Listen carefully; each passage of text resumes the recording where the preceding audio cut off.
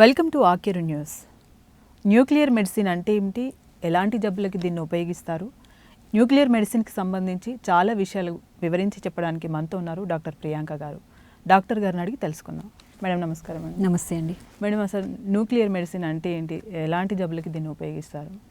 Basically nuclear medicine and పెట్-సిటీ అనేది diagnosis and ట్రీట్మెంట్కి వాడతారు. ఒక ఆర్గన్ లేదా ఫంక్షనింగ్, దాని పనితనం ఎలా ఉంది, ఒక క్యాన్సర్ ట్రీట్ అయితే ఎక్కడ ఉంది ఆ క్యాన్సర్, ఎక్కడి వరకు స్ప్రెడ్ అయింది, లేదా జబ్బులకైతే ఎటువంటి జబ్బు, దాని పనితనం ఎలా ఉంది తెలుసుకోవడానికి ముఖ్యంగా న్యూక్లియర్ మెడిసిన్ అండ్ పెట్-సిటీని వాడతారు.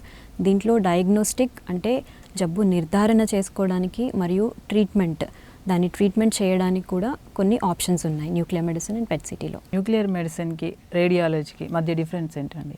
రేడియోలాజికల్ స్కాన్స్, మన సిటీ కానివ్వండి, ఎంఆర్ఐ కానివ్వండి, లేదా అల్ట్రాసౌండ్ కానివ్వండి, స్ట్రక్చర్, దాని ఫిజికల్ డైమెన్షన్స్ ఎలా ఉన్నాయి, ఎక్కడైనా గడ్డ ఉంది అంటే దాని పొడవెంత, వెడల్పెంత, ఆ ఫిజికల్ డైమెన్షన్స్ అనేవి మనకి రేడియోలాజికల్ స్కాన్స్లో తెలుస్తాయి. కొన్ని ఎగ్జాంపుల్స్ మనం తీసుకున్నట్లయితే, క్యాన్సర్ ఆల్రెడీ నిర్ధారణ అయిపోయింది. సో క్యాన్సర్ ఒకే అవయవంలో ఉందా లేదా స్ప్రెడ్ అయిందా, ట్రీట్మెంట్ తర్వాత రెస్పాన్స్ ఎలా ఉంది, ఇది క్యాన్సర్ సంబంధించింది. మిగతా జబ్బులు SPECT scans and gamma scans ఉన్నట్లయితే రీనల్ స్కాన్స్. సో ఇప్పుడు చాలా వరకు మనం వింటుంటాము, కిడ్నీలో వాపు వచ్చేసింది, నీరు వచ్చేసింది, కిడ్నీలు చక్కగా పనిచేయట్లేదు, ఇట్లాంటివి వింటూ ఉంటాం. సో మూత్రపిండాల్లో నార్మల్గా ఏంటంటే ఆ మూత్రపిండం నుంచి యూరేటస్ అనే గుట్టాల ద్వారా యూరినరీ బ్లాడర్కి మన బాడీలో ఎక్స్క్రీట్ అయ్యే వేస్ట్ అన్నీ వెళ్తూ ఉంటాయి. సో ఆ పాత్వేలో ఎక్కడైనా ఒక దగ్గర బ్లాకేడ్ అయితే బ్యాక్ ప్రెషర్ అనేది క్రియేట్ అయ్యి వాపు వస్తుంది కిడ్నీలో. సో మనకి ఇప్పుడు అల్ట్రాసౌండ్ సిటీ చేసినట్టయితే ఎంత వాపు అనేది వచ్చింది అనేది తెలుస్తుంది, కానీ ఎగ్జాక్ట్లీ అబ్స్ట్రక్షన్ ఎక్కడ ఉంది, దేనివల్ల అవుతుంది అనే క్లియర్ కట్ ఇన్ఫర్మేషన్ తెలియడానికి renal scan, DTPA scans, EC scans అని చేస్తుంటాం. అలాగే మనం కార్డియాక్ స్కాన్స్ చూస్తూ ఉంటాం. యాంజియోగ్రఫీ చేసిన తర్వాత ఇంత బ్లాకేడ్ ఉంది, పేషెంట్కి సిమ్టమ్స్ ఉన్నాయి, చాలా సివియర్గా ఉంది, 100%, 90% బ్లాక్ ఉంది, వెంటనే ఆపరేట్ చేసేస్తారు. స్టెంటింగ్ కానీ బైపాస్ కానీ వాళ్ళ క్లినికల్ కండిషన్ని బట్టి డిసైడ్ చేస్తారు. కానీ సిమ్టమ్స్ లేని వాళ్ళలో 70-80% బ్లాక్స్ ఉన్నాయి. సో అది సిగ్నిఫికెంటా కాదా, సో దానికి ఆపరేషన్ అనేది అవసరమా లేదా అనే సంక్లిష్టత ఏర్పడినప్పుడు డాక్టర్స్ మయోకార్డియల్ పర్ఫ్యూషన్ ఇమేజింగ్ అనే స్కాన్స్, ముందు కాలంలో దీన్నే స్ట్రెస్ స్కాన్స్, థాలియం స్కాన్స్ అని కూడా అంటుంటారు. ఇలా చేసినప్పుడు ఈ స్కాన్స్లో ఇండ్యూజిబుల్ ఇష్కీమియా అనే కాంపోనెంట్ ఉన్నట్లయితే ఈ మయోకార్డియల్ పర్ఫ్యూషన్ ఇమేజింగ్ స్కాన్లో వాళ్ళకి సర్జరీ అవసరం పడుతుంది. బ్లాకేడ్ ఉంది, ఆల్రెడీ హార్ట్ అటాక్ వచ్చింది. సో వయబిలిటీ స్కాన్స్ అనేవి చేస్తుంటారు. సో దీంట్లో వయబుల్ అనేది మనం న్యూక్లియర్ మెడిసిన్ స్కాన్లో చూపించినట్లయితే వాళ్ళకి సర్జరీ వల్ల వాళ్ళు బెనిఫిట్ అవుతారు. క్యాన్సర్కి సంబంధించిన కణాలు ఎక్కడైతే ఉన్నాయో వాటిని డయాగ్నోస్ చేయడానికే ఈ న్యూక్లియర్ మెడిసిన్ యూజ్ చేస్తారా, లేదా వాటిని క్యూర్ చేయడానికి కూడా ఈ న్యూక్లియర్ మెడిసిన్ యూజ్ చేయడం జరుగుతుందా? మోస్ట్లీ చెప్పాలి అంటే డయాగ్నోసిస్లో యూజ్ అవుతుంది, కానీ కొన్ని ప్రత్యేకమైన కండిషన్స్ ఉన్నాయి ఎక్కడైతే న్యూక్లియర్ మెడిసిన్ని ట్రీట్మెంట్కి వాడతారో. దాంట్లో ముఖ్యంగా చెప్పాలంటే thyroid cancers, differentiated thyroid cancers. So surgery అయిపోయిన తర్వాత ఆ హిస్టోపాథాలజీ డీటెయిల్స్ని బట్టి ఫర్దర్గా వాళ్ళకి రేడియో అయోడిన్ అబ్లేషన్ ట్రీట్మెంట్స్ అని న్యూక్లియర్ మెడిసిన్ డిపార్ట్మెంట్లో జరుగుతాయి. ఇదే కాకుండా advanced prostate cancers, metastatic castration resistant prostate క్యాన్సర్స్లో కూడా we have lutetium therapies, beta emitters, alpha emitters అని 2 రకాల ట్రీట్మెంట్స్ ఉంటాయి. Lutetium therapies, actinium therapies. So prostate క్యాన్సర్లో కూడా మనం న్యూక్లియర్ మెడిసిన్ థెరపీని వాడచ్చు. ఇంకొకటి neuro endocrine tumours.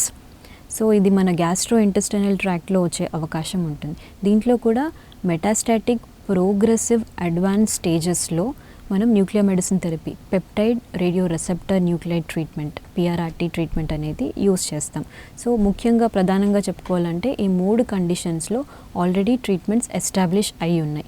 Thyroid cancers, advance prostate cancers and advance neuro endocrine tumours. ఇవే కాకుండా క్యాన్సర్ కాని కండిషన్స్ చూసినట్లయితే మనం థైరాయిడ్లో మనకి Graves disease, autonomous functioning thyroid nodule అని ఉంటాయి. సో ఆ మందులకి తగ్గకపోవడం, మందులు అనేవి ఒక లిమిటెడ్ కాలంలో 12 to 18 months యూజ్ చేస్తారు, అప్పటికి తగ్గకపోగా ఇంకా సిమ్టమ్స్ సివియర్గా ఉన్నప్పుడు రేడియో అయోడిన్ అబ్లేషన్ అనేది గ్రేవ్స్ డిసీజ్ మరియు ఏఎఫ్టిఎన్, ఆటోనమస్ ఫంక్షనింగ్ థైరాయిడ్ నాడ్యూల్లో కూడా యూజ్ చేస్తారు. ఇంకో విషయం ముఖ్యంగా చెప్పాల్సింది ఏంటి అంటే ఈ థైరాయిడ్ క్యాన్సర్స్ పెద్దవాళ్ళలోనే కాకుండా పీడియాట్రిక్ థైరాయిడ్ క్యాన్సర్స్లో కూడా న్యూక్లియర్ మెడిసిన్ ట్రీట్మెంట్ ఉంది. రేడియో యాక్టివ్ అయోడిన్ అబ్లేషన్ అడల్ట్స్లోనూ, పెద్దవాళ్ళలోనూ మరియు చిన్నపిల్లల్లోనూ కూడా యూస్ చేస్తారు. న్యూక్లియర్ మెడిసిన్లో ఇంకా ఎలాంటి అడ్వాన్స్డ్ టెక్నాలజీ ఉంది? ప్రస్తుతం యాజ్ మనం ముందుగా కేటగరైజ్ చేసుకున్నట్లు అయితే డయాగ్నోస్టిక్, థెరప్యూటిక్. డయాగ్నోస్టిక్ కింద మనకు పెట్ సిటీ స్కాన్ ఉంది, స్పెక్ట్ ఆర్ గామా స్కాన్స్ ఉన్నాయి. పెట్ సిటీ స్కాన్స్ ముఖ్యంగా అందరూ వింటున్నట్లు ఎఫ్డిజీ పెట్ సిటీ స్కాన్ అనేది క్యాన్సర్ పేషెంట్స్లో ఇప్పుడు చాలా కామన్గా యూస్ చేస్తున్నారు. అదే కాకుండా F18 బోన్ పెట్ సిటీ అనేది ఉంటుంది. So bone specific conditions, bone pathologies, బోన్లో ఉన్న జబ్బులు, క్యాన్సర్ కానివ్వండి లేదా వేరే వాటి గురించి స్పెసిఫిక్ ఇండికేషన్స్ అనేవి ఉంటాయి, అదొకటి ఉంటుంది. ప్రాస్టేట్ క్యాన్సర్స్, సో ప్రాస్టేట్ క్యాన్సర్స్లో స్పెసిఫిక్గా PSMA పెట్ సిటీ అనేది ఉంటుంది.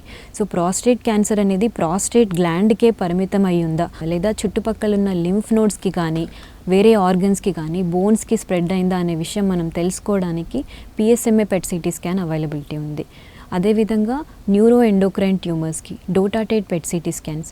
సో ఇవి ముఖ్యంగా యూస్ చేసే స్కాన్స్. అది కాకుండా ఇంకా లేటెస్ట్ అడ్వాన్స్ టెక్నాలజీలో ఫాపీ స్కాన్స్ అని, CXCR4 స్కాన్స్ అని కూడా ఉన్నాయి.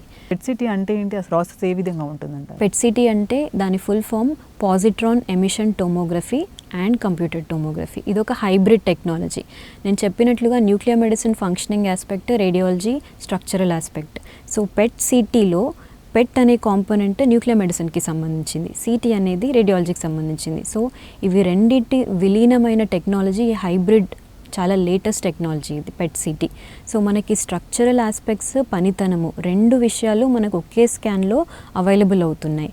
సో హోల్ బాడీ స్కాన్ ఏదైతే మనం చేస్తామో ఇది దాంట్లో మనకి సపోజ్ క్యాన్సర్ నిర్ధారణ అయింది లేదా క్యాన్సర్ సస్పెక్ట్ చేస్తున్నారు అనుకోండి, అనుమానం ఉన్నట్లయితే పెట్ సిటీ స్కాన్ చేయించుకున్నప్పుడు ఆ క్యాన్సర్ ఏ ఆర్గన్లో ఉంది, ఏ అవయవంలో ఉంది, సో అది స్ప్రెడ్ అయిందా లేదా, సో దాన్ని బట్టి ఫర్దర్గా ట్రీట్మెంట్ అనేది చేంజ్ అవుతుంది. ఒకవేళ అది ఒకే అవయవానికి కన్ఫైన్ అయి ఉండి చుట్టుపక్కల స్ట్రక్చర్స్లోకి వెళ్లకుండా ఉన్నట్లయితే ఫస్ట్ అండ్ ఫార్మోస్ట్ థింగ్ ఈ సర్జరీ చేస్తారు. అది earliest state of detection. So వాళ్ళ సర్వైవల్ రేట్ అనేది పెరుగుతుంది అంత ఎర్లీ స్టేజెస్లో డిటెక్ట్ అయినప్పుడు. అది అట్లా కాకుండా రీజనల్ లింఫ్ నోడ్స్ అని స్ప్రెడ్ అవ్వడం లేదా వేరే ఆర్గన్స్కి, ఊపిరితిత్తులకు కానీ, కాలేయానికి కానీ లేదా మెదడుకు కానీ, బోన్స్కి కానీ అది స్ప్రెడ్ అయిపోయినప్పుడు సర్జరీ కాకుండా వేరే మొడాలిటీస్తో ట్రీట్మెంట్ చేస్తారు. కీమోథెరపీ అని, రేడియేషన్ థెరపీ అని లేదా ఇమ్యూనోథెరపీ అని చెప్పేసి. సో ఈ డయాగ్నోస్టిక్ ఏ సందర్భాలలో పెట్ స్కాన్ చేస్తారు, డయాగ్నోసిస్ అయినప్పుడు ఎక్కడెక్కడ స్ప్రెడ్ అయింది తెలుసుకున్న తర్వాత ఫర్దర్ ట్రీట్మెంట్ ఇస్తారు. సెకండ్ స్టేజ్లో ట్రీట్మెంట్ ఇస్తున్నప్పుడు సో ఈ క్యాన్సర్ సంబంధించిన ట్రీట్మెంట్స్ అన్నీ చాలా కాస్ట్లీ. సో ఆ పర్టిక్యులర్ ట్రీట్మెంట్ పేషెంట్కి పనిచేస్తుందా లేదా సరిగ్గా అని తెలుసుకోవడానికి interim PET CT, response assessment PET CT అంటారు దీన్నే. సో డయాగ్నోస్ అయినప్పటికీ ఇప్పటికీ కంపేర్ చేసి చూస్తే క్యాన్సర్ కణాలు అనేవి తగ్గాయా, పెరిగాయా, వేరే ఏదైనా కొత్త అవయవాలకు వ్యాపించాయా అనే విషయం తెలుస్తుంది. ట్రీట్మెంట్ పూర్తయిన తర్వాత మొత్తం క్యాన్సర్ వెళ్ళిపోయిందా లేదా ఇంకెక్కడైనా రెసిడ్యువల్ ట్యూమర్, ఇంకెక్కడైనా క్యాన్సర్ కణాలు ఉండిపోయాయా అనే విషయం తెలుస్తుంది. So end of treatment response assessment అంటారు దీన్ని. అలాగే క్యాన్సర్ పేషెంట్స్ అందరూ కూడా ప్రతి 6 నెలలకు లేదా సంవత్సరానికి ఫాలోఅప్లో రెగ్యులర్గా ఉంటూ ఉండాలి. మినిమం 5 years వరకు అని చెప్తారు. మేడం, ఈ న్యూక్లియర్ మెడిసిన్కి పెట్ సిటీ స్కాన్కి డిఫరెన్స్ ఏంటంటారు? సో ఇది రెండు న్యూక్లియర్ మెడిసిన్లో భాగమే చెప్పాలంటే, diagnostic part of nuclear medicine PET CT, SPECT CT. So PET component majority of the things I would say క్యాన్సర్లో యూస్ చేయబడుతుంది. సో క్యాన్సర్ కాకుండా ఈ పెట్ సిటీ స్కాన్స్ని కొన్ని సందర్భాల్లో ఉపయోగిస్తారు. అదే కార్డియాలజీ, నేను చెప్పినట్లుగా ఆల్రెడీ హార్ట్ అటాక్స్ వచ్చిన వాళ్ళు వయబిలిటీ స్కాన్స్ అని చెప్తారు, దాంట్లో యూజ్ చేస్తారు. సార్కాయిడోసిస్ అనే ఇన్ఫ్లమేటరీ కండిషన్ ఒకటి ఉంటుంది, సో దాంట్లో కూడా పెట్ సిటీ వాడతారు. ఎక్కడెక్కడ ఉంది ఎక్స్టెంట్, సో ట్రీట్మెంట్ ఇచ్చిన తర్వాత ట్రీట్మెంట్ ఎంతవరకు పనిచేస్తుంది, మొత్తం జబ్బు రిజాల్వ్ అయిపోయిందా లేదా అని చూడడానికి. అలాగే మనకు మెదడుకు సంబంధించిన వాటిలో మతిమరుపు వ్యాధి, ఆల్జైమర్స్ అని వింటూ ఉంటాం మనం ఇప్పుడు అందరం. ఇంకొకటి పార్కిన్సోనిజం అని, మూవ్మెంట్ డిజార్డర్స్ అని వింటుంటాం. ఈ రెండు విభాగాల్లో కూడా పెట్ స్కాన్ ఉపయోగాలు ఉన్నాయి. నీ రీప్లేస్మెంట్ లేదా హిప్ రీప్లేస్మెంట్ అయిన వాళ్ళలో సో ఒక్కోసారి ఏమవుతుందంటే అది ఆ ప్రాసెసెస్ ఏదైతే ఉంటుందో అది ఇన్ఫెక్షన్ అయిందేమో అన్న ఒక డౌట్ ఉంటుంది, సస్పిషన్ ఉంటుంది. సో ఇన్ఫెక్షన్ ఉందా లేదా అని తెలుసుకోవడానికి కూడా పెట్ స్కాన్ ఆర్థోపెడిక్ కండిషన్స్లో కూడా యూస్ చేస్తారు. సో ఇవి ముఖ్యంగా చెప్పుకోవాలంటే క్యాన్సర్ కాకుండా యూస్ చేసేవి. అలాగే మనం ఇది కాకుండా డయాగ్నోస్టిక్ మోడాలిటీలో ఇంకోటి వచ్చేసి స్పెక్ట్ స్కాన్ లేదా గామా స్కాన్స్ అంటాం. రీనల్ స్కాన్స్, కిడ్నీకి సంబంధించిన వాటిల్లో పియూజేఓ అబ్స్ట్రక్షన్ ఎక్కడైనా ఉందా, వాపు ఎందువల్ల వస్తుంది, లేదా ఇన్ఫెక్షన్ ఏదైనా ఉందా. ఇప్పుడు చిన్నపిల్లలు చూసినట్లయితే మనం యాంటీనేటల్ హైడ్రోనెఫ్రోసిస్ అని అంటాము. అలాగే ఆ అబ్స్ట్రక్షన్ పాయింట్ అనేది కిడ్నీ యురేటర్ గొట్టం దగ్గర ఉందా, లేదా యురేటర్ గొట్టం బ్లాడర్ కనెక్షన్లో ఉందా, ఎక్కడుందా తెలుసుకోవచ్చు. ఇన్ఫెక్షన్స్ వచ్చిన తర్వాత స్కారింగ్ ఇమేజింగ్ అంటారు, దానికి డిఎంఏ, అది ఇంకొక రకమైన రీనల్ స్కాన్. ఇట్లాగే మనం చూసుకున్నట్లయితే బోన్ స్కాన్లో మళ్ళీ cancer related and non cancer related infection ఉన్నట్లయితే, లేదా ఫ్రాక్చర్ అయినట్లయితే, ఆకల్ట్ ఫ్రాక్చర్స్ అంటారు, లేదా స్ట్రెస్ ఫ్రాక్చర్స్ అంటారు, స్పోర్ట్స్ ఇంజురీస్ ప్రిడామినెంట్లీ ఈ మధ్య మనం చూస్తున్నాం. ఆ స్పోర్ట్స్ ఇంజురీస్ అనేది యాక్టివ్గా ఉన్నాయా లేవా, స్పెసిఫికలీ దాంట్లో మళ్ళీ ట్రైఫేజ్ బోన్ స్కాన్ అని ఉంటుంది. డైనమిక్ ఇమేజింగ్ అనమాట. ఇంజెక్షన్ ఇస్తూనే స్కాన్ స్టార్ట్ చేసి డిఫరెంట్ లెవెల్స్ 1 hour తర్వాత 3 hours తర్వాత మళ్ళీ చేయడం ఉంటుంది.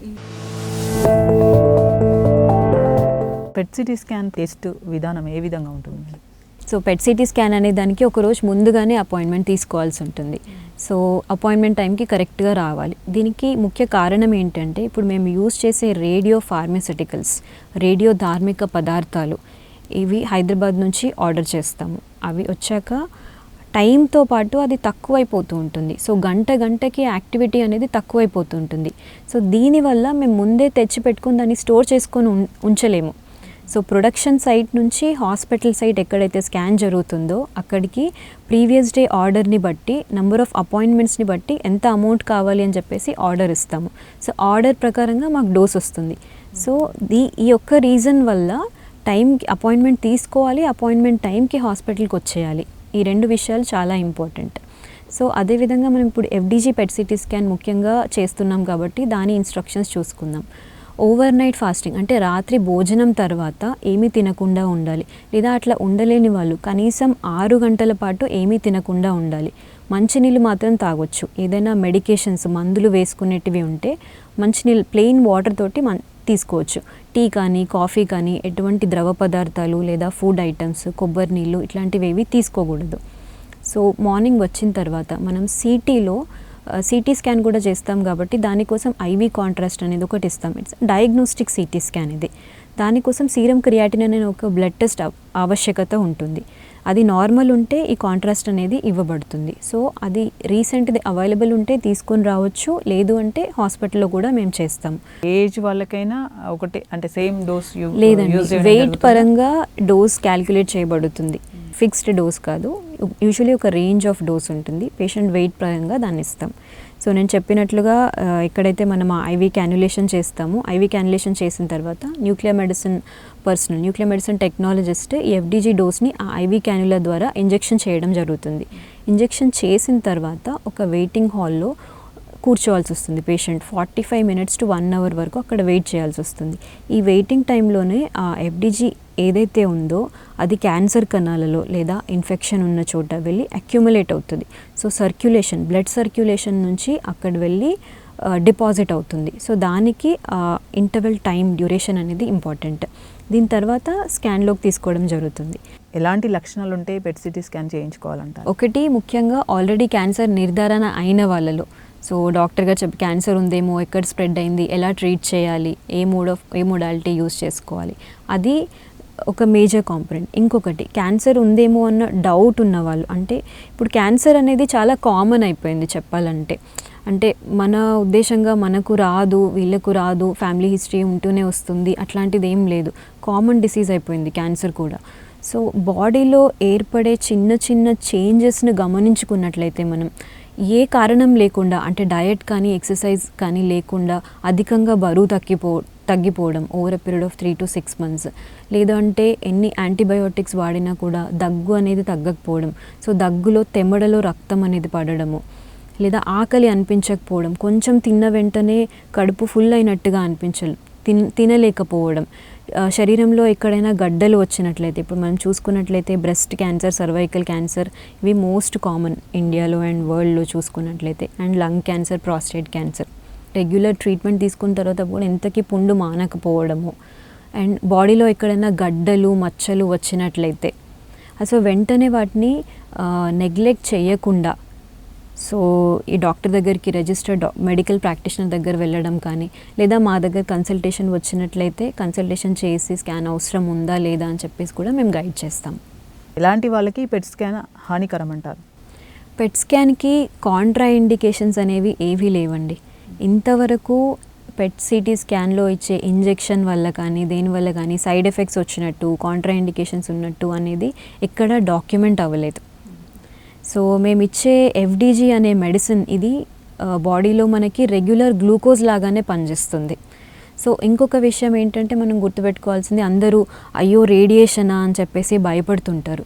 కానీ ఈ రేడియేషన్ ఇచ్చేది చాలా తక్కువ మోతాదులో, మనం అప్రాక్సిమేట్లీ చెప్పాలి అంటే నానోమోలార్ కాన్సన్ట్రేషన్ లేదా పైకోమోలార్ కాన్సన్ట్రేషన్ అంటారు.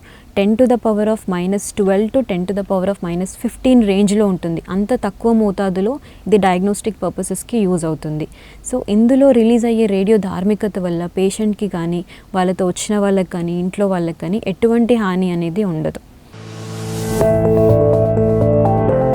పెట్ సిటీ స్కాన్ చేయించుకోవాలనుకుంటే వరంగల్లో ఏ ఏ హాస్పిటల్స్లో అందుబాటులో ఉన్నాయంటారు? ప్రస్తుతానికి ఒమేగా బన్ను హాస్పిటల్స్లో పెట్ సిటీ స్కాన్ అవైలబిలిటీ ఉంది. And SPECT scans, gamma scans కూడా త్వరలోనే వితిన్ ఫ్యూ మంత్స్ రాబోతుంది. సో ఇది కాకుండా యాజ్ ఆఫ్ నో వేరే హాస్పిటల్స్లో లేదండి. పెట్ సిటీ స్కాన్ చేయించుకున్న తర్వాత ఇంకా ఎలాంటి జాగ్రత్తలు తీసుకోవాలంటారు? ఇవాళ స్కాన్ చేయించుకొని వెళ్ళిపోయినట్లయితే ఈ సాయంత్రం వరకు గర్భవతి ఫీమేల్స్ నుంచి ఇంకా 5 సంవత్సరాల లోపల పిల్లల నుంచి ఒక 3 feet డిస్టెన్స్ నెక్స్ట్ డే పొద్దున్న వరకు మెయింటైన్ చేసుకోవాలి. అదే కాకుండా ఎక్కువ అమౌంట్ ఆఫ్ వాటర్ తీసుకొని ఫ్రీక్వెంట్లీ యూరిన్ పాస్ చేస్తూ ఉండాలి. ఇది ఎందుకంటే 2 విషయాలుగా హెల్ప్ అవుతుంది. మేము ఇచ్చే ఎఫ్డిజి డోస్ అనేది బాడీ నుంచి ఎక్స్క్రీట్ అవ్వడానికి హెల్ప్ అవుతుంది. అండ్ సిటీ కాంట్రాస్ట్ ఏదైతే ఇస్తామో అది కూడా ఎక్స్క్రీట్ అయిపోతుంటుంది.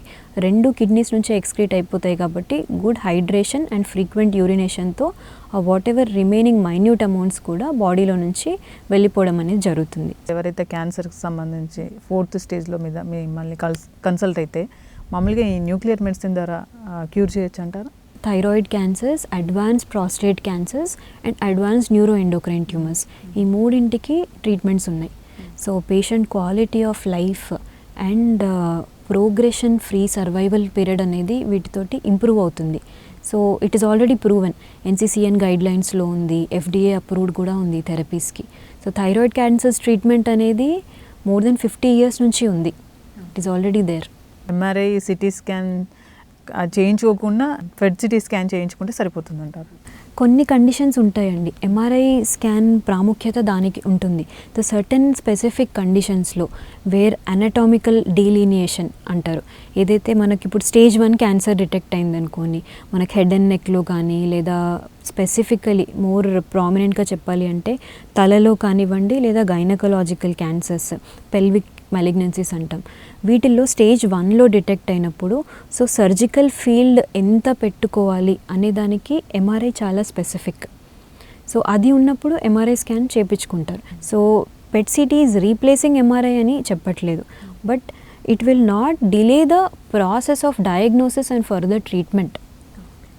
అండ్ కంప్లీట్ ఇన్ఫర్మేషన్ అనేది మనకు పెట్ సిటీలో అవైలబుల్ ఉంటుంది with diagnostic city component. Accurate result అనేది పెట్ సిటీలో అవైలబుల్ ఉంటుంది. అండ్ పెట్ సిటీలో వచ్చిన ఫైండింగ్స్ వల్ల బయాప్సీ సైట్, తర్వాత బయాప్సీ ఎక్కడి నుంచి తీయాలి అనే గైడెన్స్ కూడా దొరుకుతుంది. అదే కాకుండా మనకి ఫర్దర్గా ఎక్కడ స్ప్రెడ్ అయింది ఈ ఇన్ఫర్మేషన్ ఒకటి. ఎలాంటి సిమ్టమ్స్ లేకపోయినప్పటికీ అంటే ఒకసారి పెట్ స్కాన్ చేయించుకోవచ్చు అంటారా? లేదండి, యాజ్ అ స్క్రీనింగ్ టూల్గా పెట్ సిటీ స్కాన్ ఇంకా లేదు. ఫ్యామిలీ హిస్టరీలో కనుక క్యాన్సర్కి సంబంధించిన ప్రాబ్లమ్స్ ఉన్నాయనుకోండి, అట్లాంటి వాళ్ళు పెట్ సిటీ స్కాన్ చేయించుకోవచ్చు అంటారా? యూజువలీ ఫ్యామిలీ హిస్టరీస్ ఉన్న వాళ్ళలో స్క్రీనింగ్ మెథడ్స్ అని ఉంటాయండి. ఫస్ట్గా సపోజ్ బ్రెస్ట్ క్యాన్సర్లో బ్రాకా మ్యూటేషన్స్ అనే అట్లాంటివి కొన్ని ఉంటాయి. అలా ఉంటే ఫస్ట్ జనరేషన్, సెకండ్ జనరేషన్లో వచ్చే పేరెంట్స్లో, సిబ్లింగ్స్లో కానీ పేరెంట్స్ కజిన్స్లో కానీ ఉన్నప్పుడు యంగర్ జనరేషన్ అనేవాళ్ళు స్క్రీనింగ్, సెల్ఫ్ బ్రెస్ట్ ఎగ్జామినేషన్ అనేది ఫస్ట్ లెవెల్ ఆఫ్ స్క్రీనింగ్ అండి. ఆ తర్వాత అల్ట్రాసౌండ్ లేదా సోనో మ్యామోగ్రామ్ అని చెప్పేసి ఉంటుంది. సో దానికి స్క్రీనింగ్ మెథడ్స్ అనేది ఉంటాయి. సో దాంట్లో ఏదైనా డిటెక్ట్ అయినప్పుడు ఫర్దర్గా పెట్ సిటీ అనేది అడ్వైస్ చేయడం జరుగుతుంది. క్యాన్సర్ నిర్ధారణ అయిన వాళ్ళు లేదా అనుమానం ఉన్నవాళ్ళు లేదా క్యాన్సర్ కాని వాళ్ళలో అనుమానం ఉన్నట్లయితే డాక్టర్స్ దగ్గర వెళ్ళి లేదా మా దగ్గర వచ్చి కన్సల్టేషన్ తీసుకొని అది ఎర్లీ స్టేజెస్లో డిటెక్ట్ చేసుకొని ఫర్దర్ ట్రీట్మెంట్ తీసుకుంటే చాలా బాగుంటుంది. ఒమేగా బన్ను హాస్పిటల్స్లో ఈ అధునాతనమైన టెక్నాలజీ అనేది అవైలబుల్ ఉంది. As of now out side Hyderabad తెలంగాణలో ఇది మొట్టమొదటి హాస్పిటల్ ఈ టెక్నాలజీని మనకు అందుబాటులో తీసుకొచ్చింది. టెక్నాలజీని యూజ్ చేసుకొని ఎర్లీ డయాగ్నోసిస్ చేసుకొని ఫర్దర్ ట్రీట్మెంట్ చేసుకున్నట్లయితే it will be good for everyone. PET CT scan గురించి, న్యూక్లియర్ మెడిసిన్ గురించి ఎన్నో సలహాలు సూచనలు అందించినందుకు thank you so much. Thank you.